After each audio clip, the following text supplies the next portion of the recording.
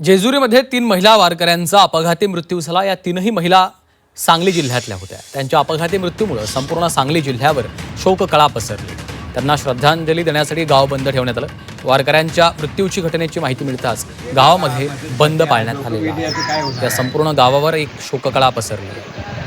पंढरपूरला जाताना असताना अशी दुःखद घटना घडणं हे खरोखर लज्जास्पद आहे।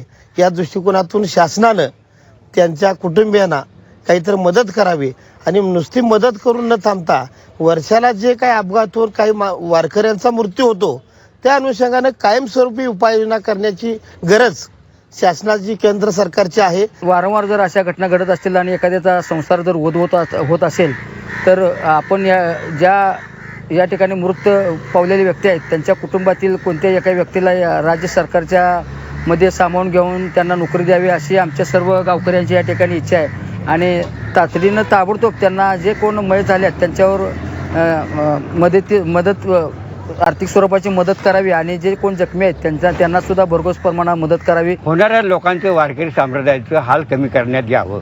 दुसरी गोष्ट की मृत झालेले लोक आहेत या मृतांच्या वारसाला भरघोस मदत देवेंद्र फडणवीस यांनी जाहीर करावी आणि त्यांच्या कुटुंबाचं सात्वन करावं ही माझी पूर्ण इच्छा आहे।